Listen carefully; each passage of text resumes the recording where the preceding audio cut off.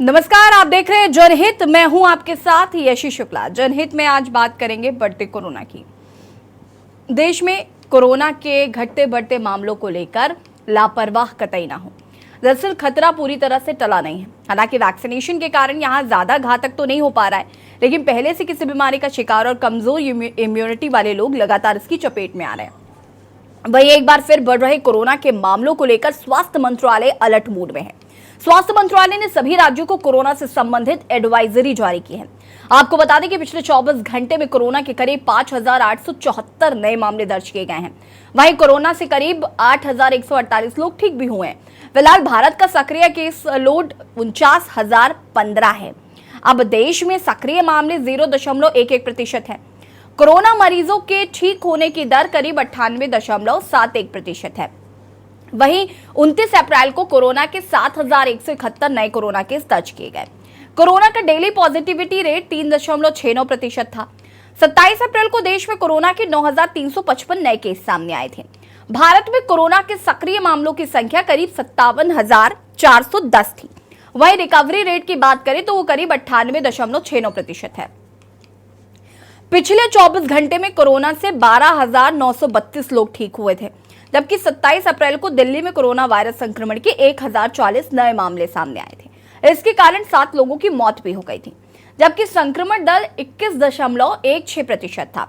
स्वास्थ्य विभाग के अनुसार दिल्ली में कोविड-19 के नए मामले सामने आने के बाद संक्रमण के कुल मामलों की संख्या बढ़कर 20,36,196 हो गई। 7 मरीजों की मौत हो जाने के बाद महामारी से जान गंवाने वालों की कुल संख्या 26,613 हो गई।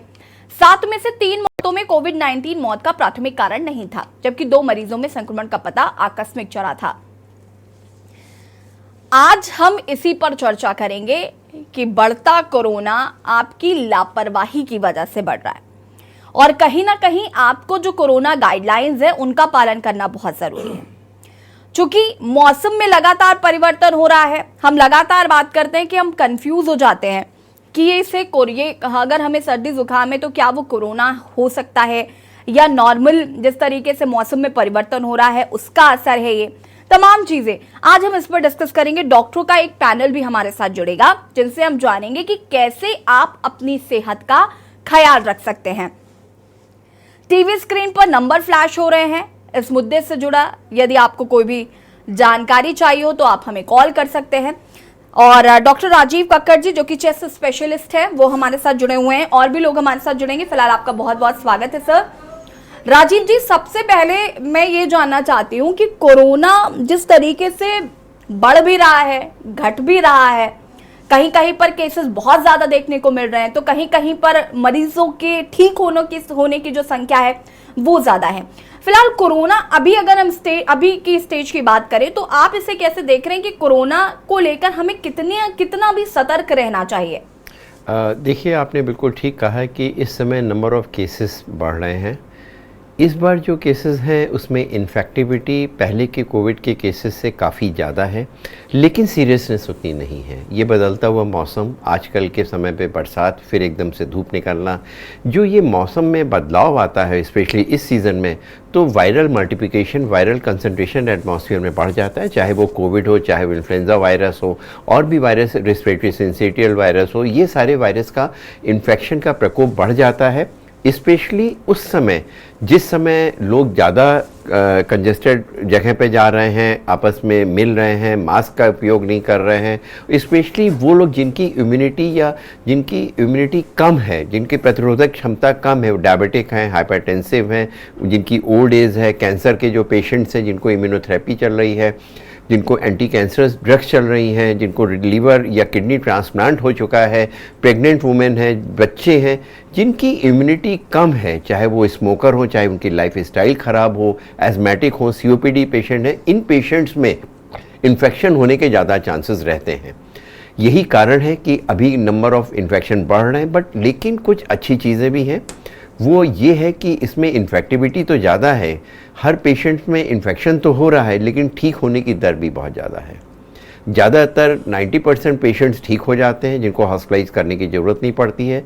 कुछ को तो हॉस्पिटलाइज करना पड़ता है, तो आईसीयू में नहीं जाना पड़ता है, और कुछ लोगों को वेंटिलेटर या किसी की ज़रूरत पड़ती है, लेकिन ज़्यादातर पेशेंट ठीक हो जाते हैं। चूँकि इन्फेक्टिविटी ज़्यादा है, केसेस बढ़ रहे हैं, तो हम लोगों को अलार्म होने की ज़रूरत, हम लोग को कोविड के जो बिहेवियर है उसको पालन करने की सख्त ज़रूरत है। कभी भी वो जो इन्फेक्शन है वो बढ़ ना जाए। ये जो वेरिएशन है, जो वेरिएंट है इस बार का, वो ओमिक्रॉन का वेरिएंट है, डेल्टा वेरिएंट नहीं है, जो कि बहुत सीरियस था, जो कि अप्रैल 2021 में हुआ था। इसलिए इन्फेक्टिविटी तो कम है, लेकिन फिर इन्फेक्टिविटी ज़्यादा है, लेकिन फिर भी हम लोग को सतर्क रहने की आवश्यकता है। बिल्कुल, देखिए राजीव जी, जैसे कि आपने बताया कि जिनकी इम्यूनिटी कम होती है उन लोगों को ये प्रॉब्लम ज्यादा फेस करनी पड़ती है। इम्यूनिटी कम होती है गर्भवती महिलाओं की, बच्चों की, जैसे कि आपने बताया स्मोकर्स होते हैं उनकी इम्यूनिटी वीक होती है। लेकिन एक चीज जो बहुत कॉमन जो लोगों में है वो ये कि लोग जंक फूड बहुत खाते हैं या उनका लाइफस्टाइल ठीक नहीं है। मुझे लगता है बहुत ऐसे कम लोग होंगे जिनका लाइफस्टाइल बहुत टाइम टू टाइम या एक्यूरेट चलता है। हम जैसे लोग ही हैं, हमारा भी कोई खाने पीने का टाइम नहीं है, या हम लोग भी जंक फूड करते हैं, हम ज़्यादातर खा लेते हैं। तो ऐसे में क्या हमारा इम्यूनिटी पावर जो है वो भी वीक होगा और ऐसे में कोरोना हमें ज़्यादा जल्दी इफेक्ट करता है? बिल्कुल सही बात है। बहुत सारी चीज़ें हम लोग की फ़र्क पड़ती है हमारी इम्यूनिटी के लिए। अगर हम लोग वैक्सीन की भी अगर बात करते हैं तो उसमें कुछ कंट्रीज़ में, जैसा पिछले बार भी डिस्कशन में हमने कहा था, वैक्सीन लगने के बाद में अगर हम लगातार 4 घंटे सो रहे हैं, 8 घंटे की नींद नहीं ले रहे हैं, तो हमारी एंटीबॉडीज़ कम बनती हैं। वैक्सीन लेने के बाद में हम ड्रिंक्स भी ले रहे हैं, स्मोक भी कर रहे हैं, रात भर जग रहे हैं, पार्टी कर रहे हैं, तो हमारे नंबर ऑफ़ एंटीबॉडीज़ कम बनती है। तो ये नहीं है कि हमने वैक्सीन ले ली, हमने मेडिसिन ले ली तो हम बिल्कुल ठीक हो जाएंगे, ये ऐसा कतई नहीं है। हमें अपनी इम्यूनिटी, अपनी प्रतिरोधक क्षमता, अपनी लाइफस्टाइल को तो कंट्रोल करके रखना पड़ेगा। जहाँ तक आपने पूछा कि जंक फूड की बात है, तो जो खाना होता है उसको हम प्रैक्टिकली, मेडिकली 2 कैटेगरीज में डिवाइड कर सकते हैं, एक इन्फ्लेमेटरी डाइट, एक नॉन इन्फ्लेमेटरी डाइट। खाना इसलिए हम लोग खाते हैं कि हमारी बॉडी में उसके लिए एनर्जी आए, बॉडी में प्रतिरोधक क्षमता बने, और सारे दिन जैसे इंजन के लिए एक पेट्रोल की ज़रूरत होती है वो सारे दिन हमें चला पाए। लेकिन अगर हम वो खाना खा रहे हैं जिससे हमारी बॉडी में डैमेज होता है, जिसे हम कहते हैं इन्फ्लेमेटरी डाइट, जैसे वो चीज़ जो फास्ट फूड्स होते हैं, जो मैदा की बनी हुई चीज़ें होती हैं, जिसमें शुगर कंटेंट बहुत ज़्यादा होता है, जिसमें प्रिजर्वेटिव्स पड़े होते हैं, कलर्स पड़े होते हैं, उन चीज़ों का अगर हम सेवन करते हैं तो नेचुरली हमारी बॉडी की इम्यूनिटी कम होती है, हमारी प्रतिरोधक क्षमता कम होती है, हमें ओबेसिटी होती है, हमारे जो ब्रेन की एक्टिविटी है, बॉडी की एक्टिविटी डिस्टर्ब होती है। और जो इन्फ्लेमेटरी डाइट है वो बॉडी में सूजन पैदा करने वाले तत्व प्रोड्यूस करती है और बॉडी के डिफरेंट ऑर्गन को डैमेज करती है। और हमारी जैसे स्मोकर होता है तो उसमें लोकल इम्यूनिटी, सांस की नली में सूजन आ जाती है। जो वायरस हमारे अंदर जा रहा है, जो इन्फेक्शन या बैक्टीरिया हमारे अंदर में जा रहा है, वो सीधा उसका प्रभाव खून में जाकर के बॉडी के डिफरेंट ऑर्गन्स में इफेक्ट करता है। ठीक है, इस पर हम आगे विस्तार से बातचीत करेंगे। हमारे साथ एक दर्शक हैं सुरेश अवस्थी जी, वो कानपुर से जुड़ चुके हैं। सुरेश अवस्थी जी, बहुत बहुत स्वागत है। यदि आपका कोई प्रश्न है या कोई राय है तो रख सकते हैं। मैं ये कहना चाहता हूँ कि जो ये कोरोना जो फैल रहा है, इसमें सरकार के लिए बहुत बड़ी कठिनाइयों का सामना करना पड़ सकता है। हेलो, हाँ जी, कंटिन्यू करिए। बहुत बड़ी कठिनाइयाँ झेलना पड़ सकता है, क्योंकि इधर चुनाव भी लगा हुआ है। 2-300 रुपए, 2-300 आदमी ले लेके लोग घूम रहे हैं। इससे और कोरोना फैल सकता है। सरकार के लिए चुनौती है, चाहे विपक्ष हो चाहे पक्ष हो। लोग भीड़ इकट्ठा कर रहे हैं, उसमें तो और महामारी फैल सकती है, लोगों को संक्रमित कर सकती है। ठीक है सुरेश अवस्थी जी, बहुत बहुत शुक्रिया आपका कॉल करने के लिए। और हमारे साथ एक और दर्शक प्रेम चेन्नई से जुड़ चुके हैं। प्रेम जी, बहुत बहुत स्वागत है और अपना प्रश्न या राय रख सकते हैं। नमस्कार।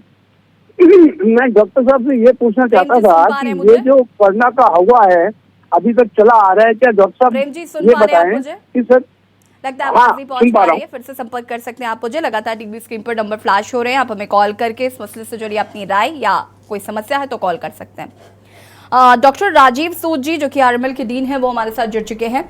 डॉक्टर अशंक एरन, एमडी पीडियाट्रिक्स, हमारे साथ जुड़ चुके हैं। आपका भी बहुत बहुत स्वागत है।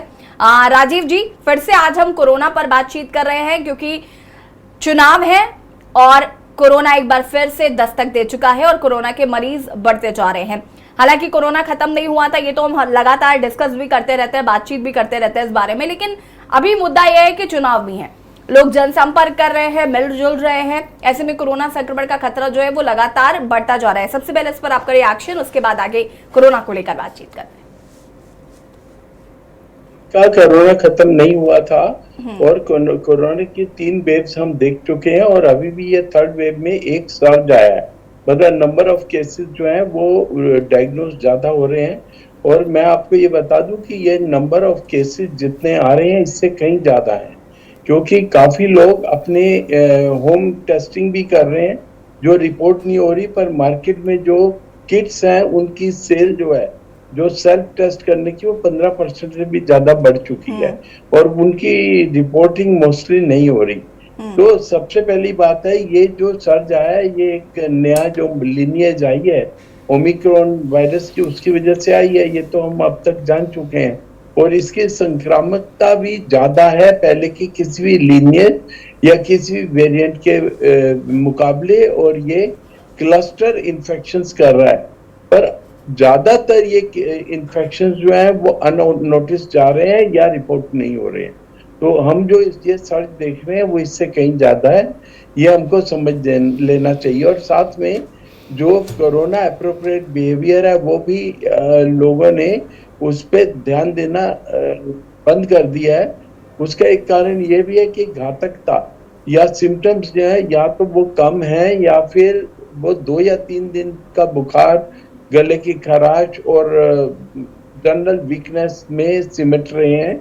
कुछ नए सिम्टम भी हैं, जैसे किसी को एक कानों के अंदर कुछ इंटरनल ईयर में भी कुछ इन्फेक्ट होके बजिंग सेंसेशन या कुछ वर्टिगो जैसा कुछ 10% लोगों को आ रहा है। कुछ कंजंक्टिवाइटिस भी हो रही है और कुछ पेट में डायरिया वगैरह भी हो रहा है।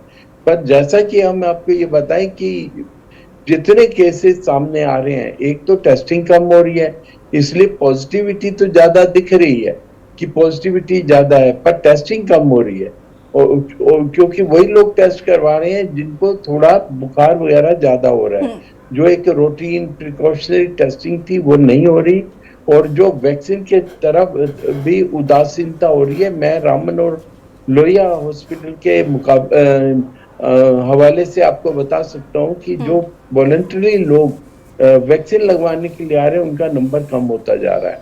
अभी थोड़ा सा बड़ा है क्योंकि अभी कोरोना की न्यूज थोड़ी ज्यादा आना शुरू हो गई है। अब क्योंकि घातकता कम है इसलिए और रिपोर्टिंग नहीं हो रही है, इसलिए एक फॉल्स रिलीफ है लोगों के दिमाग में और वो भीड़ भड़के में जा रहे हैं। इलेक्शंस हो या कोई भी हो या मैरिज पार्टीज हो, मैरिज का सीजन आ जाए, हर चीज के अंदर लोगों ने प्रिकॉशंस बिल्कुल बंद कर दी हैं। और ये किसी भी इन्फेक्शन के लिए, कोरोना नहीं, फ्लू या कोई भी इन्फेक्शन हो जो संक्रामक है उसके लिए खराब है। और इसलिए कम से कम भीड़ में जाने में आपको मास्क पहनना चाहिए और जो 2 गज की दूरी वाला एडवाइस था वो खत्म नहीं हुई है एडवाइजरी, और हैंड हाइजीन जो कि बहुत जरूरी है। हर तरह का प्रिकॉशन हमको समझ लेना चाहिए कि कोरोना खत्म नहीं हुआ है।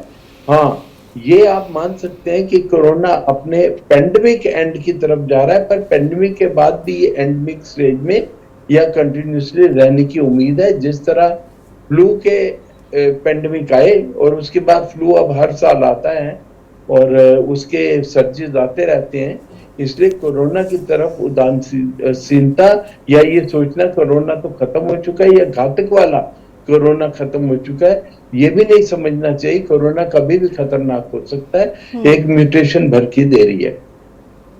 ठीक है राजीव जी, इस पर हम विस्तार से डिस्कशन करेंगे आगे। हमारे साथ एक दर्शक प्रेम चेन्नई से जुड़ चुके हैं। प्रेम जी, बहुत बहुत स्वागत है आपका और अपनी राय रख सकते हैं आप।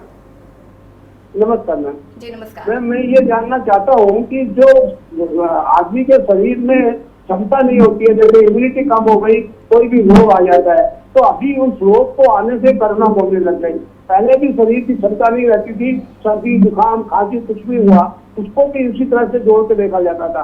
मेरे कहने का मतलब है कि अगर हमारी शरीर की क्षमता नहीं है रोग को भगाने की, हमारी इम्यूनिटी कम हो गई, तो ही कोरोना को माना जा रहा है कि पहले के रोग होते थे वो भी इम्यूनिटी कम होने के कारण होते थे। क्योंकि मेरे समझ में एक चीज नहीं आ रही है कि कोरोना का हवा अभी तक निकला नहीं है मन से लोगों को। मैं मानता हूँ 2 गज की दूरी और मुंह पर मास्क, तो इसका मतलब है जैसे कि पहले खांसी सर्दी जुकाम होती थी, किसी को छुआ छुट्टी है उससे वो फैलता था।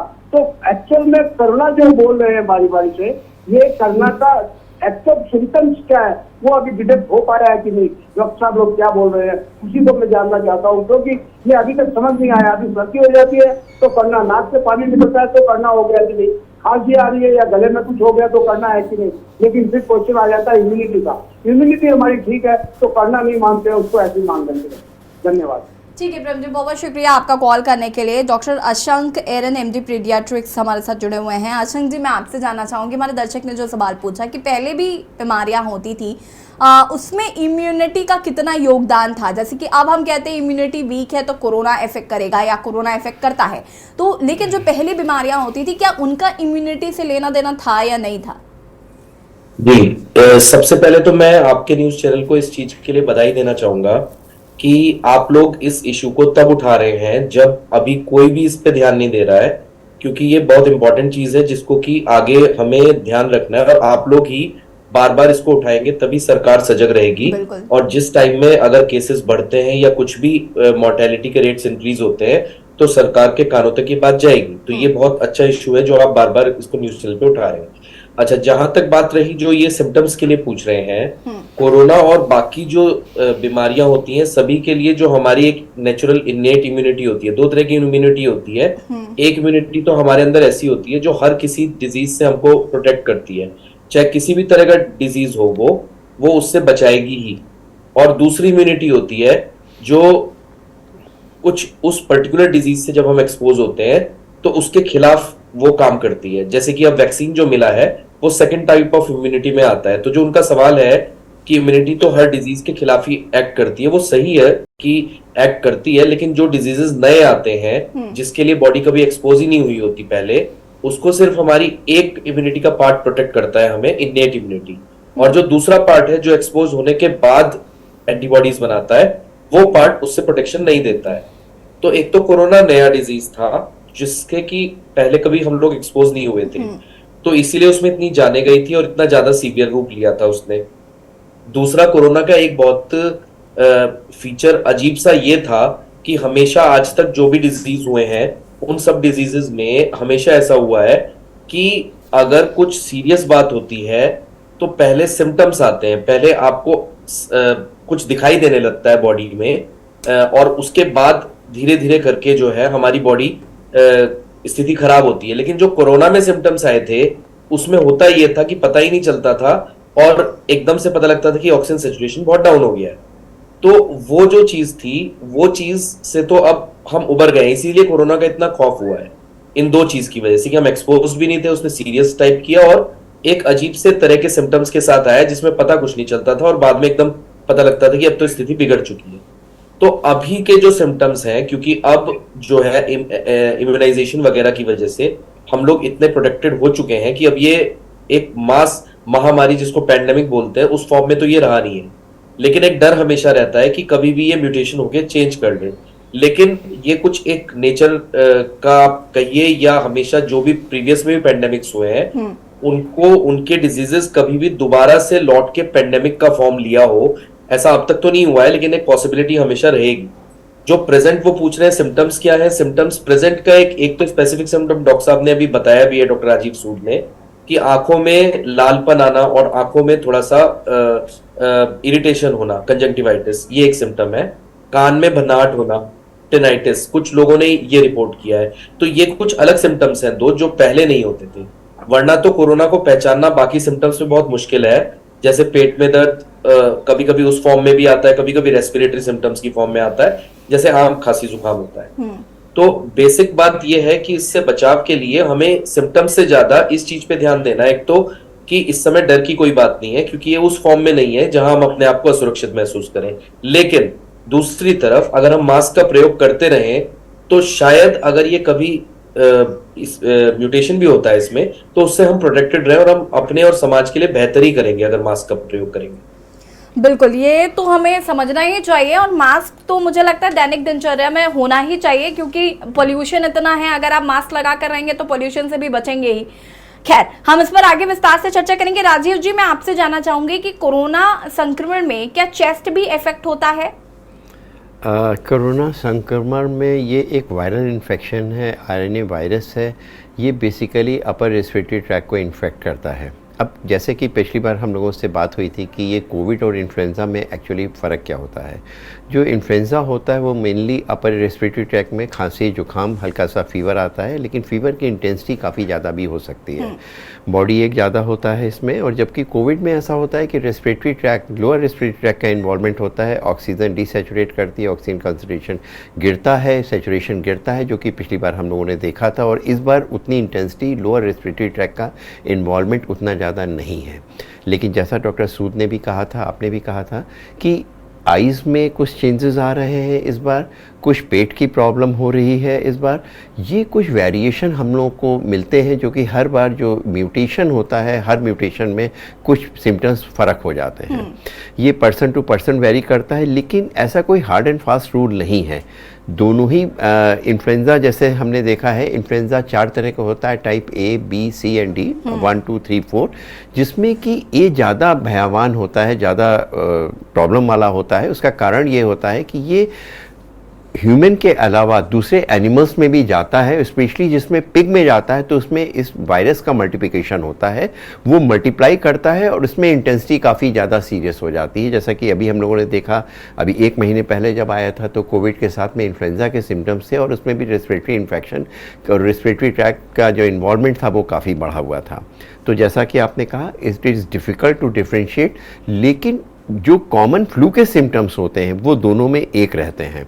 तो हम लोगों को बचाव करना, लोगों को जैसा कि आपने बताया कि बचाव करना बहुत ज़रूरी है, मास्क लगाना, इन सब चीज़ों को अगर हम बचाते हैं तो दोनों ही तरह के इन्फेक्शन या कोई भी रेस्पिरेटरी इन्फेक्शन हम लोग बचा सकते हैं।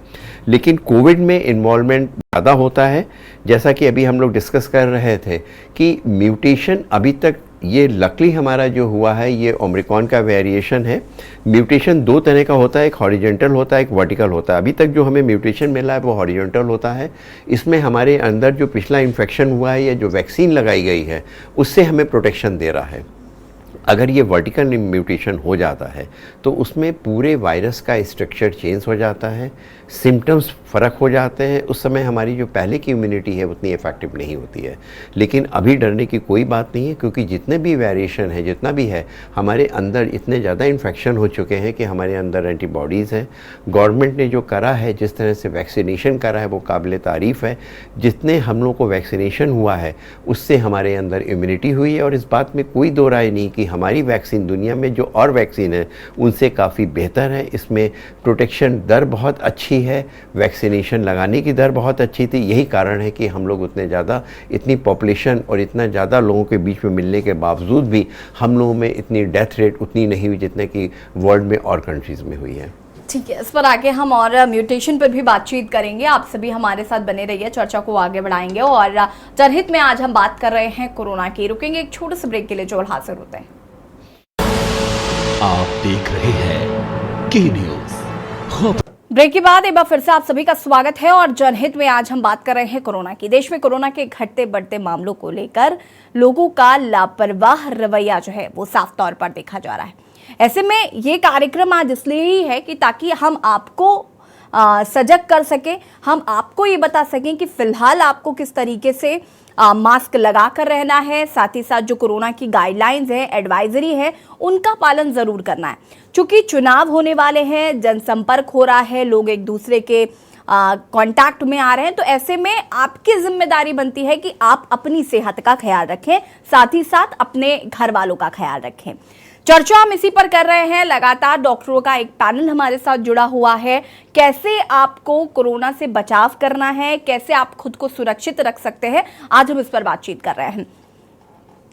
डॉक्टर राजीव सूद जी का मैं यहाँ पर रुख करना चाहूंगी। राजीव जी, अभी हम म्यूटेशन की बात कर रहे थे, तो क्या ये संभव है कि हम वापस उस वेरिएंट पर जा सकते हैं जो बहुत खतरनाक साबित हुआ था हमारे देश में? देखिए, जब एक वेरिएंट आता है तो पहले वाला वेरिएंट बिल्कुल खत्म हो जाता है और वो धीरे धीरे रिप्लेस कर देता है पहले वाले वेरिएंट को। और हम जब भी कोई चेंज आता है वायरस के स्ट्रक्चर के अंदर, उसको हम एक तो म्यूटेशन ऑफ इंटरेस्ट होती है, उसके बाद म्यूटेशन ऑफ जो कंसर्न आती है जब पूरा वेरिएशन होके और वो एक खतरा होता है कि अब ये तेजी से फैलेगा और घातकता बढ़ जाएगी। अभी जो वेरिएशन आया है, जो सब लीनियज आई है ओमिक्रॉन की, वो वेरिएंट ऑफ इंटरेस्ट है, उसको भी वेरिएंट ऑफ कंसर्न का दर्जा नहीं दिया गया है और इसीलिए हम कह रहे हैं कि एक सर्ज है और ये एक पूरा वेव नहीं है, फोर्थ वेव नहीं आई और ना अभी आने की कोई उम्मीद है। पर जैसा डॉक्टर साहब अभी बता रहे थे, डॉक्टर खक्कर जी, कि ये एनिमल्स में भी जाता है वायरस और अगर एनिमल्स के थ्रू उधर से रूट होके दोबारा आपके शरीर में आए, एक तो है पर्सन टू पर्सन और एक है थ्रू एनिमल म्यूटेट होके आए, तब वेरिएंट ऑफ कंसर्न होने की जो वो है संभावना वो बढ़ जाती है। तो अभी आप जिस तरह से सिचुएशन है उसके बारे में पूछ रहे हैं, हम पहले वाले वेरिएंट खत्म नहीं हुए हैं पर वो ऑलमोस्ट नील है अब उसमें और हमको डर है कि कोई नया वेरिएंट ना आ जाए। बिल्कुल। राजीव जी, मैं आपसे ये भी यहाँ पर जानना चाहूंगी कि अगर हम यहाँ पर बात कर रहे हैं, जिस तरीके से म्यूटेशन की बात कर रहे हैं, इम्यूनिटी लेवल की बात कर रहे हैं, आपने सेल्फ टेस्ट का जिक्र किया कि लोग घरों पे सेल्फ टेस्ट कर रहे हैं और उसके अकॉर्डिंगली वो अपना इलाज करा रहे हैं, लेकिन एक बहुत बड़ी समस्या है हमारे देश में कि किसी भी बीमारी को इस तरीके से दिखाया जाता है या बताया जाता है कि अगर हम इसे आगे लोगों को बताएंगे तो हमें बहुत दीनहीन भावनाओं के साथ और नजरों के साथ देखा जाएगा। लोग इस पर बातचीत ही नहीं करना चाहते। अगर उनको कोरोना है तो वो चुपके से चीजें करना चाहते हैं और ये कहीं ना कहीं मुझे लगता है कि लोगों को समझने की जरूरत है कि कोरोना कोई ऐसी बीमारी नहीं है कि आप लोगों को ना बता सके। आपको अगर आपको कोरोना है तो आपको खुद तो प्रोटेक्ट होना ही है, साथ ही साथ सामने वालों को भी करना है। लेकिन इस चीज की कमी हमने देखी है पूरे एंटायर कोरोना पीरियड में कि लोगों को ये प्रॉब्लम रही है। देखिए, आपने बिल्कुल ठीक बोला और ये एक बहुत बड़ी समस्या है। मैं आपको बताऊं, जब कोरोना शुरू हुआ था तो लोगों के घर के बाहर पोस्टर लगाए जा रहे थे कि इस घर में कोरोना का मरीज है और उसने पॉजिटिव की जगह नेगेटिव इम्पैक्ट हुआ। लोग डरने लगे ये बताने के लिए कि उनके घर में या उनको कोविड है। लोग उनको अपनी सोसाइटी या RWAs भी उनको इस तरह से देखती थी कि इनको यहाँ से बाहर निकाल दिया जाए। पर धीरे धीरे समझ बढ़ी है और लोगों की एक्सेप्टेबिलिटी बढ़ी है। ये तो मानना होगा कि एक संक्रामक रोग है और कोरोना जो है वो अब उतना घातक भी नहीं रहा है, पर संक्रमितता क्योंकि बहुत ज्यादा बढ़ गई है और अब हर जो नया सब लीनियज आ रही है या वेरिएंट आ रहा है वो पहले से ज्यादा संक्रामक हो रहा है। तो इसलिए इसको छुपाना सोसाइटी के लिए अच्छा नहीं है, अपने घर वालों के लिए अच्छा नहीं है, अपने दोस्तों के लिए अच्छा नहीं है, अपने परिवार के लिए तो ये बहुत ही घातक है। जबकि आपके घर में अगर एल्डरली हो तब। और आपको ये बताएं कि ये जो नया वेरिएंट आया है ये तो छोटे बच्चों को भी इफेक्ट कर रहा है। ये भी कुछ वैज्ञानिकों ने ओपिनियन दिया है कि ये इम्यूनिटी को भी बाईपास कर रहा है। जो आपकी आई थी पहले, चाहे वो कम्युनिटी इम्यूनिटी थी या इन्फेक्शन से आई थी या आपने वैक्सीन से एक्वायर की थी, जो आपकी हाइब्रिड इम्यूनिटी है उसको थोड़ा इसने ब्रीच किया है। पर अभी उतनी खतरनाक सिचुएशन उन लोगों के लिए नहीं है जिन लोगों ने वैक्सीन लगवाया हुआ है, जो कि ये जिनको पहले कोरोना हो चुका उनको दोबारा हो रहा है, तिबारा हो रहा है। और पर जिन्होंने वैक्सीन लगाया है उसमें अगर कोरोना हो भी जाए उसकी घातकता, उसके सिम्टम्स पहले से बहुत कम है। और हम देख रहे हैं कि हॉस्पिटल्स के अंदर बेड खाली हैं, ऑक्सीजन बेड्स की डिमांड नहीं है और आपके आईसीयू के अंदर भी बेड्स जरूरत नहीं पड़ रही है, खाली रह रहे हैं। डेथ्स भी बहुत उन्हीं की हो रही है जो कि और एजेड हैं या जिनको कोमॉर्बिडिटीज हैं। तो इसलिए हमको ये सोचना कि हम बिल्कुल संभल चुके हैं या हमको किसी चीज का डर नहीं है, वो एक गलत धारणा बन जाएगी और इसको छुपाना तो और भी ज्यादा गलत धारणा है। मेरी तो अपील है सारी पब्लिक से कि जो घर में भी अपना टेस्ट कर रहे हैं उसके अंदर प्रोविजन है, उसको आप रिपोर्ट कर सकते हैं और कुछ रिपोर्टिंग करने से कोई खराबी नहीं है और कोई इससे कम्युनिटी का और सबका भला होगा। बिल्कुल। डॉक्टर आशंक जी, मेरा सवाल अब आपसे है कि जिस तरीके से हम यहाँ पर बात कर रहे थे कि दो सिम्टम्स हैं जो एड ऑन हुए हैं। जिससे ये हम डिफरेंशिएट कर सकते हैं कि आपको कोरोना हुआ है या नहीं। लेकिन एक कंफ्यूजन जो है वो ये कि जो और सिम्टम्स है लाइक फीवर और सर्दी जुकाम जो भी वो सिम्टम्स भी होंगे, लेकिन ये सिम्टम्स हो ऐसा जरूरी तो नहीं है। ये अगर हम इसको बहुत सिंपल रखें तो हम श्योर तो कभी भी नहीं हो सकते हैं। हाँ। लेकिन हाँ, इस समय जो 2 सिम्टम्स आ रहे हैं ये थोड़े से सेपरेट करते हैं उन केसेस को जिनमें ये सिम्टम्स हैं, उनमें कोरोना होने की प्रोबेबिलिटी बढ़ जाती है, तो उन लोगों को अपना टेस्ट करा लेना चाहिए अगर उनकी तबीयत ठीक नहीं है तो। और बाकी लोगों को भी ऐसा नहीं है कि अगर ये सिम्टम्स नहीं है कि उनको कोरोना नहीं हो सकता। तो श्योरिटी तो नहीं है, लेकिन अगर ये 2 सिम्टम्स जो थोड़ा सा डिफरेंशिएट करते हैं ये किसी मरीज के अंदर है तो उसको कोरोना के लिए और ज्यादा सावधान होने की जरूरत है, उसको औरों से अपने आप को सेपरेट करने की जरूरत है। इतना ही हम इस चीज के बारे में कहा जा सकता है। और दूसरी बात जो मास्क की बात है, अगर आप देखें तो जापान जैसा जो कंट्री है उसके अंदर रेगुलर लोग मास्क का प्रयोग करते हैं। तो जैसा आप भी कह रहे थे कि मास्क ना सिर्फ इन्फेक्शन से बल्कि पॉल्यूशन से भी हमें बचाता है। प्लस एक और चीज है कि जब हम मास्क पहनते हैं और कोई बहुत अच्छा जैसे वो जो मास्क डॉक्टर्स प्रयोग करते हैं वाला नहीं, मैं नॉर्मल सर्जिकल मास्क की बात कर रहा हूँ, या कपड़े का मास्क भी अगर प्रयोग करते हैं लोग, तो उससे क्या होता है कि एक थोड़ा बहुत बचाव तो होता ही है, साथ के साथ जो है इम्यूनिटी धीरे धीरे डेवलप होने के और चांस बढ़ते हैं। तो मास्क का प्रयोग 2-3 तरह से इफेक्ट करता है, ना सिर्फ वो बीमारी से बचाता है, वो किसी भी नई बीमारी के लिए हमें धीरे धीरे करके इम्यूनिटी देता भी है। तो इसलिए अगर मास्क का हम प्रयोग करो प्रेजेंट सिचुएशन में, डरे ना, थोड़ा सावधान रहें, जनरल प्रिकॉशंस लें, तो यही हमारा मैसेज होना चाहिए सबको कि इन सब चीजों से ही हम इससे दूर रह सकें। बिल्कुल। डॉक्टर राजीव कक्कर जी, मैं आपसे जानना चाहूंगी कि कौन कौन से लोग हैं जिनकी इम्यूनिटी पावर जो है वो वीक होती है आमतौर पर, साथ ही साथ उनको किस तरीके से अपना इम्यूनिटी पावर को मजबूत करने की ज़रूरत है, खासकर इस टाइम पे जैसे कि हम देख रहे हैं बाहर जो एटमॉस्फेयर है, बारिश हो जाती है, सुबह धूप निकल जाती है, लोग एसी में रहते हैं फिर धूप में रहते हैं, इस तरीके का एक एटमॉस्फेयर बिल्डअप हो रहा है। तो ऐसे में हम कैसे ये डिफरेंशिएट करें कि हमें ज़्यादा इम्यूनिटी की ज़रूरत है?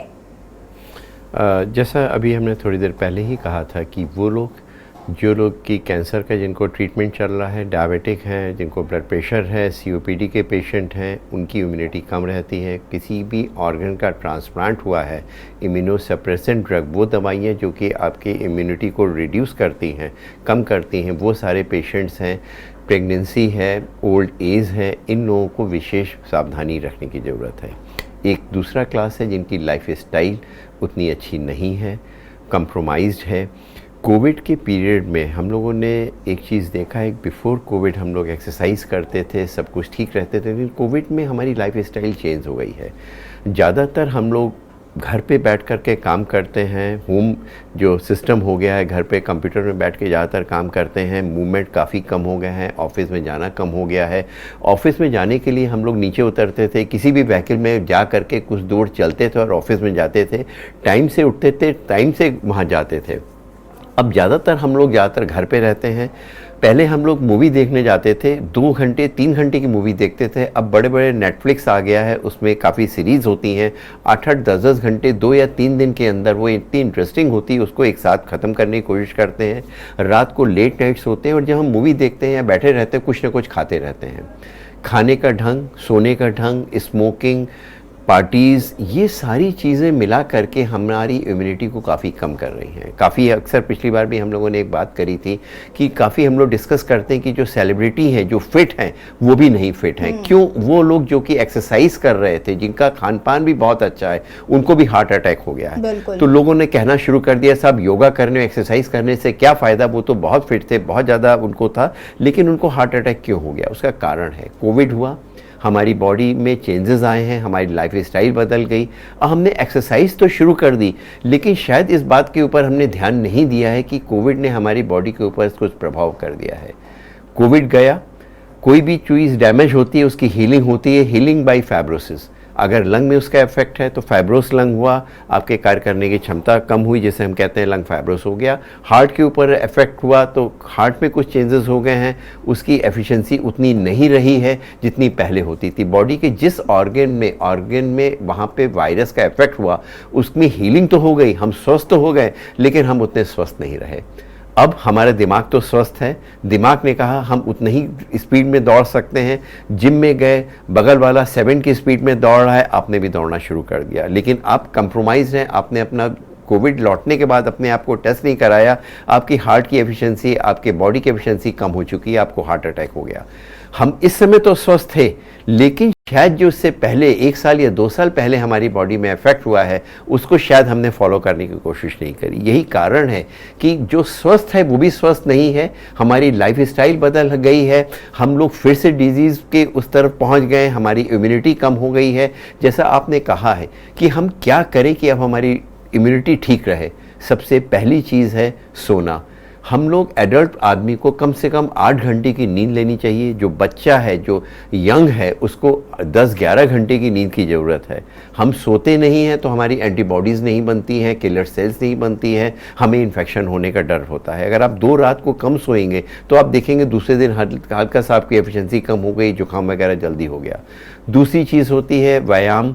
टाइम से सोना और टाइम से उठना भी बहुत ज़रूरी है। अक्सर हम लोग कहते हैं कि वीकेंड हुआ है तो सैटरडे संडे को हम जा कर के 10 घंटे 12 घंटे सो लेंगे, सारी पिछले की नींद को हम पूरा कर लेंगे। ये वास्तविकता बिल्कुल गलत है। उस दिन की नींद उसी दिन पे कंट्रोल होती है। अगर हम उस दिन को सैटरडे संडे को हम 10 घंटे सो करके पूरा कर लें, रात की नींद हम दिन में पूरा करने की कोशिश करें, ऐसा कतई नहीं होता है। आपकी इम्यूनिटी, आपकी एक्सरसाइज करने का ढंग, डेली कम से कम 1 घंटे आपकी बॉडी को चाहिए व्यायाम करना, योगा करना, अच्छा खाना पीना, आपकी lifestyle, no smoking, tobacco of any kind is injurious to you. अगर हम ये नहीं कहते आप एंजॉय करना बंद करिए, आप करिए, लेकिन हर चीज़ को बैलेंस करके चलना पड़ता है। स्मोकिंग, टोबैको किसी भी तरह लेंगे हमारे हेल्थ के लिए हार्मफुल है। अल्कोहल ले रहे हैं, आपको अच्छा लगता है तो ठीक है, लेकिन उसकी भी एक लिमिट है। अगर हम बहुत एक्सेसिव यूज़ करेंगे तो वो बॉडी को डैमेज करेगा। हर चीज़ को बैलेंस करके चलें तो शायद हमारी इम्यूनिटी ठीक रहेगी। ठीक है राजीव जी, मैं वापस आऊंगी आपके पास। मैं डॉक्टर राजीव सूद जी का रुख करना चाहूँगी यहाँ पर। जैसे कि अभी राजीव जी ने बताया कि कैसे हम अपनी इम्यूनिटी को ठीक कर सकते हैं, और उन्होंने कहा कि जिस तरीके से हम ये भी डिस्कस कर चुके हैं कि सेलिब्रिटीज़ के डेथ कैसे हुए, बल्कि उनका खान पान तो बहुत अच्छा था, रहन सहन बहुत अच्छा था, फिर भी उसके बावजूद भी उनको हार्ट अटैक हुआ, चीज़ें हुई। इसी बीच मैंने ये भी सुना कि कई लोग ऐसे हैं जिनको ये है कि हमने जब से वैक्सीन लगवाई है तब से हमारे बॉडी में चेंजेस हुए और उसके बाद से हमें वीकनेस हुई या हार्ट अटैक के जो रेट्स हैं वो बढ़ गए हैं। इससे ज़रा डिफ्रेंशिएट करिए कि ये किस तरीके का जो बात करी जा रही है, ये एक तरीके का मिथ है, भ्रम है?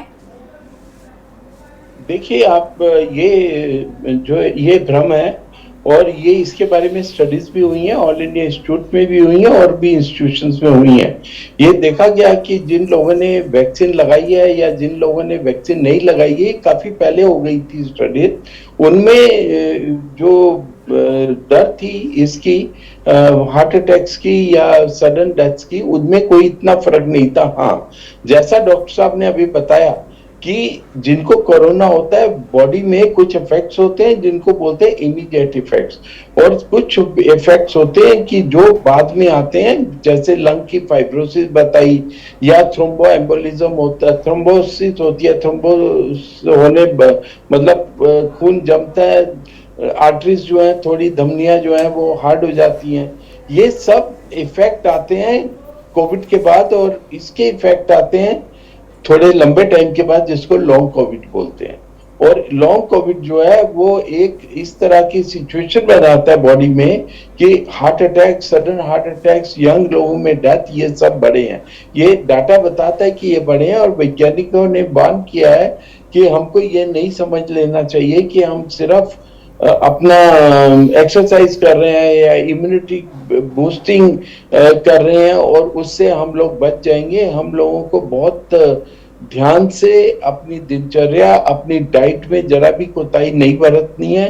ये रिकवरी फेस भी लंबे टाइम तक चलता है बॉडी का, और ये रिकवरी जब तक ना हो जाए, पेंडेमिक, मैं तो ये कहूंगा जब तक पेंडेमिक खत्म ना हो जाए, तो हमको इम्यूनिटी बूस्ट करने से या अपनी एक्सरसाइज से या अपनी हेल्दी डाइट से हम कोविड को दोबारा होने से भी बचा सकते हैं। हो जाए तो उसका इफेक्ट अपनी बॉडी पे कम कर सकते हैं।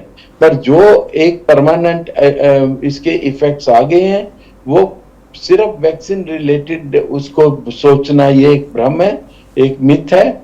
और ये कोविड के बाद अगर बोला जाए कि ये बढ़ रहे हैं तो वो सच है, और ये इफेक्ट्स जो हैं आ रहे हैं, और ऐसी डेथ्स देखी गई हैं जो सडन डेथ्स हो रही हैं।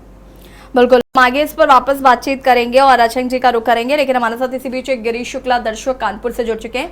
गिरीश जी, बहुत बहुत स्वागत है आपका, और अपना राय या प्रश्न रख सकते हैं आप लोगों का धन्यवाद करता हूँ। डॉक्टर साहब लोगों ने बहुत अच्छी अच्छी बातें बताई, लेकिन जो हमारा विचार है वो ये है कि हमारे जीवन से सिक्योरिटी, सेफ्टी और डिसिप्लिन पूरी तरह समाप्त हो चुका है। श्रमपूर्ण कामों से हम सोशल स्टेटस सिंबल के कारण जी चुराते हैं, और खान पान हमारा मनमाने ढंग का हो गया है। कभी भी कसरत बंद कमरे में एसी रूम में नहीं करनी चाहिए, चाहे वो मशीन से हो चाहे वो वैसी हो कसरत, कोई कसरत नहीं करनी चाहिए। हमेशा नेचुरल एटमॉस्फेयर में कसरत करनी चाहिए। इसीलिए हार्ट फेल हो रहे हैं कसरत करते हुए लोगों के, क्योंकि एसी रूम में बंद कमरे में कसरत मशीन चला चला के करते हैं। जो शरीर के हीट जो डेवलप होती है उसको एटमॉस्फेयर में जाने से दिक्कत होती है। वो तुम्हारी जो नाजुक अंग है जैसे हार्ट आदि। गिरीश जी, क्या आप कोरोना गाइडलाइंस का पालन करते हैं? मैं आपसे जानना चाहती हूँ, क्या आप मास्क लगाकर फिलहाल चलते हैं? वॉकिंग करते हैं। इसी तरह ऐसी जगह बनाओ जो कसरत में चारों तरफ से हवा आपके बॉडी में लगे, और तब आप कसरत करिए। गिरीश जी, सुन पा रहे हैं आप मुझे? कोई वैज्ञानिक नहीं हो, लोगों की बात लोग नहीं मानते हैं, डिसिप्लिन नहीं रह गया समाज में। गिरीश जी, क्या आप मुझे सुन पा रहे हैं?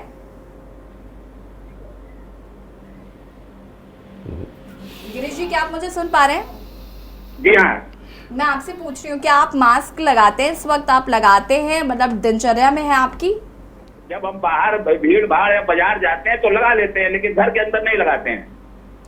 और कोरोना को लेकर कितना ज्यादा सचेत है, या कितना अपने आसपास के लोगों को आप जागरूक करते हैं? बच्चों से कहता हूँ वहां बैठो तो मास्क लगा के बैठो, दूसरों से अलग बैठो। हमारे बच्चे भी खान पान अपने घर का खाते हैं और अलग बैठते हैं, मतलब ऐसा नहीं सबके साथ चपके सबके साथ घूमे, ये नहीं करते हम लोग। क्योंकि इस समय वर्ल्ड जो है जुड़ चुका है, दुनिया के आदमी हमारे देश में आते जाते हैं, हमारे भी बच्चे इधर उधर जाते आते हैं, इसलिए कोई भी जो भी बीमारियां हैं वो चारों तरफ फैल सकती हैं। और मास्क बाहर भीड़ में जाओ या वैसे भी जीवन में लगा लो तो बहुत अच्छा है, क्योंकि इतनी धूल धक्कड़ गंदगी एटमॉस्फेयर में है, उससे रक्षा रहेगी। लेकिन फैशन के कारण लोग नहीं लगाते हैं, दूसरे हंसी, क्योंकि सभी लोग लगा नहीं रहे, नेता नहीं लगाता, कोई नहीं लगाता, तो दूसरा हंसी उड़ाता है, इसलिए लोग नहीं लगाते हैं। अगर सभी लोग समाज में लगाएं, नेता पहले लगाएं, मंत्री जी पहले लगाएं, प्रधानमंत्री जी पहले लगाएं, तो सभी लोग लगाएं। लेकिन जब बड़े लोग नहीं लगाते हैं तो लोग एक दूसरे की हंसी उड़ाते हैं, इसलिए लोग मास्क नहीं लगाते हैं। मैं तो लगा लेता हूँ भाई, जब जरूरी होता है तो लगा लेता हूँ। मेरे मास्क भी पुराने सब रखे हुए हैं और हम लोग लगा लेते हैं। हमारे देश के जागरूक नागरिक हैं आप, बहुत बहुत शुक्रिया आपका कॉल करने के लिए। और जनहित में आज हम बात कर रहे हैं कोरोना का एक बार फिर से जो प्रकोप देखने को मिल रहा है, ऐसे में हम खुद को कोरोना से कैसे बचाएं, हमें क्या करना चाहिए, क्या नए सिम्टम्स हैं, इस पर हम चर्चा कर रहे हैं। और अशंक जी का मैं यहाँ पर रुक करना चाहूँगी। अशंक जी, देखिए, कोरोना को लेकर जो गाइडलाइंस है, एडवाइजरी जारी हुई है, ऐसे में जैसे कि अभी यहाँ पर एक दर्शक जिक्र कर रहे थे कि बाहर से लोग आते हैं अब, तो हमें वापस से अब ये टेस्टिंग वगैरह शुरू कर देनी चाहिए, या सरकार को अब तक ये शुरू कर देना चाहिए? क्या उतना चिंता का विषय है कि कोई बाहर से आए तो उसका पहले वो क्वारंटीन हो? या क्वारंटीन शब्द ही मैं बहुत टाइम बाद बोल रही हूँ और सुन भी रही हूँ अपने मुंह से, क्योंकि क्वारंटीन तो मुझे लगता है अब लोग बोलते भी नहीं है। और उस बीच इतना रोज हम कहते थे कि खुद को क्वारंटीन कर लीजिए, 14 दिन के लिए कर लीजिए, 15 दिन के लिए कर लीजिए। जी, मैं मेरे हिसाब से इन सब चीजों में ना एक बैलेंस होना चाहिए कि इस समय हम किस फेज में हैं, किस स्थिति में हैं। तो एक स्थिति वो थी कि जब बाहर कोरोना स्टार्ट हुआ था, एक स्थिति वो थी कि जब कोरोना हमारे कंट्री में फैल गया था, और अब वो स्थिति है कि बाहर और हमारे कंट्री में कोरोना जा चुका है। अब अगर हम सचेत रहें और बाहर हमें ऐसा लगे कि कोरोना के कुछ डिफरेंट वेरिएंट्स बाहर की कंट्रीज में फैल रहे हैं, तब इस बात का कुछ सेंस बनता है, क्योंकि इस बात के अपने आप में बहुत सारे कुछ दूरगामी परिणाम होते हैं। क्वारंटाइन करना और इन सब चीजों को लागू करना इनका अपना खुद का इकोनॉमिक एक बहुत बड़ा इफेक्ट है, जो कि पड़ता है ना सिर्फ लोगों पे बल्कि हमारी कंट्री पे भी। तो इसलिए एकदम ऐसा तो नहीं होना चाहिए हमारी नी जर्क रिएक्शन की अब तो कोरोना एक बार आ गया तो हमेशा के लिए सभी लोग जो बाहर से आएंगे उनको क्वारंटाइन करना है। लेकिन हाँ, हम लोग सचेत रहें, अगर कोई हमें ऐसी न्यूज मिलती है, कोई वेरिएंट ऑफ कंसर्न है, कोई ऐसी चीज है जो फैल रही है बाहर, तब जरूर हमारी कंट्री को इसको इम्प्लीमेंट करना चाहिए। इस चीज में मैं जरूर कहूंगा कि शायद हम एक चीज में इम्प्रूवमेंट कर सकते थे कि जब कोरोना फैलना शुरू हुआ था पिछली बार और बाहर की कंट्री से लोग आ रहे थे, तो इमीडिएटली फर्स्ट वेव में शुरुआत में जब हमारी कंट्री में नहीं फैला था उस समय क्वारंटाइन शुरू में करने में थोड़ा सा लेट किया गया था। लेकिन इसका मतलब ये नहीं है कि अब फैल भी नहीं रहा है तो हम कोई वेरिएंट ऑफ कंसर्न इतना नहीं है हम इस चीज को लागू करके और ज्यादा परेशानी लें। इस समय हम जनरल प्रिकॉशंस रखें, अपनी नजर रखें, इस तरह से जैसे आप प्रोग्राम कर रहे हैं हम लोग इस चीज को भूलें ना, इस चीज को घड़ी घड़ी याद दिलाएं जनता को भी और अपने आप को भी। और अगर ऐसा कुछ होता है, ऐसा कोई वेरिएंट ऑफ कंसर्न होता है, तब हम उसके बारे में सोचें। और कंट्री के अंदर भी जैसे आप अगर नॉर्मल फ्लू वगैरह से ग्रस्त हो रहे हैं तो आप अपने आप को अपनी फैमिली से थोड़ा आइसोलेट जरूर कर सकते हैं, जनरल प्रिकॉशंस ले सकते हैं। अगर आपको कुछ स्पेसिफिक सिम्टम्स लगते हैं और आप केपेबल है तब आप उन टेस्ट्स को कराएं। ऐसा नहीं कि हम अपने मन में हवा बिठा लें कि अब मेरे को जुकाम हो गया है, खांसी हो गई तो अब तो कोरोना ही हो गया है। तो ये प्रेजेंट सिचुएशन में इतना करना बेटर है। डॉक्टर राजीव सूजी का मैं रुख करना चाहूँगी यहाँ पर। डॉक्टर राजीव जी, मैं आपसे जानना चाहती हूँ कि ये तो बात हो गई कि हम खुद को कैसे प्रोटेक्ट करें, कैसे हम समझें, लेकिन मैं ये भी जानना चाहती हूँ कि हॉस्पिटल्स कितना ज़्यादा सतर्क हैं और कितना एक्टिव हैं कि अगर म्यूटेशन होता है तो क्या हम उन परिस्थितियों से तो नहीं गुजरेंगे जिनसे हम अभी हाल ही में जब बहुत सारा डेथ रेट बढ़ा था, उस दौर की मैं बात करूं 2021 में भी, तो उस कंडीशन से निपटने के लिए हम हॉस्पिटल्स हमारे कितना तैयार हैं? देखिए, हमारे पास जो 21 की सिचुएशन है उससे काफी उभर चुके हैं हम। उस समय एक ऐसी सिचुएशन थी कि ऑक्सीजन की सप्लाई रेगुलराइज नहीं थी, ऑक्सीजन थी पर उसको कैसे उसका डिस्ट्रीब्यूशन ठीक नहीं था।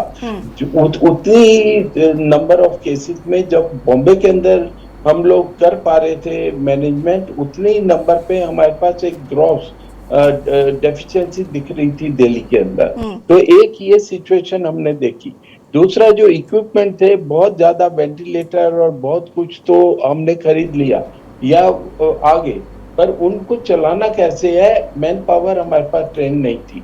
तो उसका इंफ्रास्ट्रक्चर की इम्प्रूवमेंट, मैन पावर की ट्रेनिंग की इम्प्रूवमेंट, अवेलेबिलिटी की, ऑक्सीजन बेड्स की अवेलेबिलिटी और आईसीयू बेड्स की अवेलेबिलिटी अब इतनी है कि हम पेंडेमिक को झेल सकते हैं। आपने देखा होगा पहले स्वाइन फ्लू आता था या डेंगू आता था, फीवर, तो हम लोग तैयार नहीं होते थे। पर अब हम लोग इन स्थितियों में अपने को पूरी तरह से सतर्क और तैयार पाते हैं और हम इमीडिएटली उसको हैंडल कर सकते हैं। तो मैं आपके माध्यम से दर्शकों को और हमारे कंट्री के सब लोगों को ये आश्वासन देना चाहता हूं कि हॉस्पिटल्स पूरी तरह से तैयार है, इंफ्रास्ट्रक्चर तैयार है और मेंटली भी तैयार है और हमारे जो एक्सपर्टाइज है वो भी है। ऑक्सीजन की कोई कमी नहीं है, बेड की कमी नहीं है। हम किसी भी तरह के खतरे को हैंडल करने के लिए तैयार है, चाहे वो भयावह स्थिति जो थी 2021 डेल्टा वेव जो थी, सेकंड वेव, उस जैसी स्थिति को भी हैंडल करने के लिए आज हम तैयार हो चुके हैं। बिल्कुल। अब चूंकि हम अपनी चर्चा के अंतिम पड़ाव पर हैं तो मैं आप सभी से एक एक करके ये जानना चाहूँगी कि हमें क्या टिप्स जो हैं उनको फॉलो करना है ताकि लोग इससे बच सकें। और शुरुआत में राजीव कक्कड़ जी आपसे करना चाहूँगी क्योंकि आप इस बात को बखूबी समझ रहे हैं कि निकाय चुनाव चूँकि नज़दीक हैं और मैं दावे के साथ कह सकती हूँ कि एक बार ये चुनाव खत्म होंगे बहुत तेज़ी से मरीज मिलेंगे, बहुत तेज़ी से बढ़ना शुरू हो जाएंगे। क्योंकि देखिए, अगर पार्षद भी चुनाव लड़ रहा है, कोई व्यक्ति अगर प्रत्याशी है और वो चुनाव लड़ रहा है और अगर उसको कोरोना है तो उसे तो जनसंपर्क करना ही करना है, वो ढिंडोरा तो पीटेगा नहीं कि मुझे कोरोना हुआ है, और उसके बाद ऐसे ही करके ये ऐसे ही फैलता रहेगा। तो ऐसे में आपकी तरफ से क्या जनता को राय है कि वो किस तरीके से खुद को सुरक्षित रखें? देखिए, चुनाव आते जाते रहेंगे, पार्टीज होती रहेंगी, कुछ न कुछ होता रहेगा, ज़िंदगी चलती रहेगी, लेकिन हमें अपने ऊपर प्रिकॉशन लेना ही लेना है। सबसे बड़ा ज़रूरी है वो है मास्क का उपयोग। मास्क जनरल पॉपुलेशन लगाएगी, जहाँ पे बहुत चुनाव में बहुत भीड़ होगी वो लगाएगी, लेकिन सबसे महत्वपूर्ण वो लोग हैं जिनको थोड़ा सा भी सिम्टम्स हो जाए वो पहले मास्क लगाएं। जिनको ज़रा से सस्पिशन है कि हमें वायरल इन्फेक्शन है, आज हमें जुकाम हो गया है या सांस फूल रही है, उस परिस्थिति में अगर हम लोग मास्क लगा लेते हैं तो कम से कम एक, आजकल जो स्थिति है वो एक मरीज कम से कम 15 से 20 लोगों को इन्फेक्ट कर सकता है और फिर वही 15-20 लोग फिर 10-15 लोगों को इन्फेक्ट कर सकते हैं। तो जो सिम्टोमेटिक है, जिनको ज़रा सा सस्पिशन है, पहला काम करें कि वो बाहर पब्लिक प्लेस में ना जाए। लेकिन अगर जाना बहुत ज़रूरी है, आपको ऐसा करना ही है, तो कम से कम आप मास्क लगा लीजिए, आप दोहरा मास्क लगा लीजिए, आप K90 यूज़ कर लीजिए और इस बात का ध्यान रखें कम से कम आप लोगों को और इन्फेक्ट नहीं करेंगे। सबसे बड़ी चीज़ है। दूसरी चीज़ ये है कि अपने फैमिली मेम्बर में जो इम्यूनो कॉम्प्रोमाइज़ है, जिनकी प्रतिरोधक क्षमता कम है, उनको आइसोलेट करिए, उनको एक्सपोज मत होने दीजिए, क्योंकि उनका जो इन्फेक्शन होगा वो ज़्यादा भयावान होगा। उसके ऊपर ध्यान रखें। बाकी जो प्रोटेक्शन होना चाहिए वो करें, अपने आप को स्वस्थ रखें, औरों को भी स्वस्थ रखें। हाँ, राजीव सूद जी का मैं रुक करना चाहूंगी। राजीव सूद जी, आप कुछ टिप्स देना चाहते हैं, बहुत कम शब्दों में चाहूंगी कि आप अपनी बात को पूरा करें। देखिए, मैं उसी बात को दोहराऊंगा कि मास्क जो है सिर्फ आपको प्रोटेक्ट नहीं करता पब्लिक के अंदर, आपसे लोगों को भी प्रोटेक्ट करता है। तो एक ये सबसे जरूरी जो है वो ये है, और मैं थोड़ा सा एक कदम थोड़ा आगे जाके बोलूंगा कि जो फ्रंटलाइन वर्कर हैं और हाई रिस्क हैं, जैसा बताया है, एल्डरली हैं, डायबिटीज या ब्लड प्रेशर या कैंसर ट्रीटमेंट वाले, इन लोगों की प्रिकॉशंस के लिए अभी हमको हो सकता है, अगर केसेस बढ़े, अभी तो थोड़े डिक्लाइन होने शुरू हो गए हैं, मैं दिल्ली में बैठा हूँ यहाँ पे, पर अगर ये ऐसी स्थिति चलती है या केसेस बढ़ते हैं या हमको लगता है कि पूरे केस रिपोर्ट नहीं हो रहे, हमारी जो प्रिकॉशनरी डोज लगी थी, जो फ्रंटलाइन वर्कर्स को लगी थी, मार्च 2022 में लगी थी, एक साल हो चुका है, तो हो सकता है कि गवर्नमेंट को उस सिचुएशन में इस पे विचार करना चाहिए कि प्रिकॉशनरी डोज या उसको बूस्टर डोज को रिपीट किया जाए। जो वैक्सीन है वो एक बहुत बड़ा हथियार हमारे सामने आया है। हाँ जी। पर इसमें ये भी एक देखने की बात है कि ये वैक्सीन जो है ये कहीं इम्यून वो तो नहीं हो गया, इसमें इम्यूनिटी को बाईपास तो नहीं कर गई है उस वैक्सीन के, क्योंकि अभी देखा गया है जिन लोगों को वैक्सीन लगी है उनको भी ये कोरोना के सिम्टम आए हैं। राजीव जी, माफी के साथ आपको मैं यहाँ पर रोकना चाहूंगी, हमारे पास क्योंकि वक्त की कमी है। आशंक जी, बहुत कम शब्दों में प्लीज अपनी बात को पूरा करिएगा। जी, बाकी वक्ताओं ने बोल ही दिया है। नियमित एक्सरसाइज और अपनी लाइफ में डिसिप्लिन, अपनी स्लीप पूरी करना, और अपने जो पड़ोसी हैं, अपने रिश्तेदार हैं, उन सबको भी इस चीज के लिए प्रोत्साहित करना कि वो भी जनरल प्रिकॉशंस, एजुकेशन बहुत इंपॉर्टेंट है कि हम लोगों को भी ये बात समझा सके। फिलहाल आप तीनों का बहुत बहुत शुक्रिया हमारे साथ जुड़ने के लिए और दर्शकों को इतनी महत्वपूर्ण जानकारी साझा करने के लिए। और जनहित में आज हम बात कर रहे थे कोरोना को लेकर, जहां पर हमने ये जाना कि कैसे हम खुद को कोरोना से बचा सकते हैं, कैसे हम अपने जो करीबी हैं उन्हें बचा सकते हैं, और कैसे इस जो मौसम है उसमें हम जो बदलाव हो रहे हैं, कैसे हम सिम्टम्स को पहचान सकते हैं कि हमें कोरोना है या फिर अन्य किसी वायरस से हम ग्रसित हैं, तो हमें कैसे खुद को बचना है, ये आज हमने जनहित में चर्चा की। उम्मीद करते हैं आपको हमारा आज का कार्यक्रम पसंद आया होगा। मुझे दीजिए इजाजत, देखते रहिए के न्यूज़ ज़रिया। नमस्कार। आप देख रहे हैं के न्यूज़, खबरों का सारथी।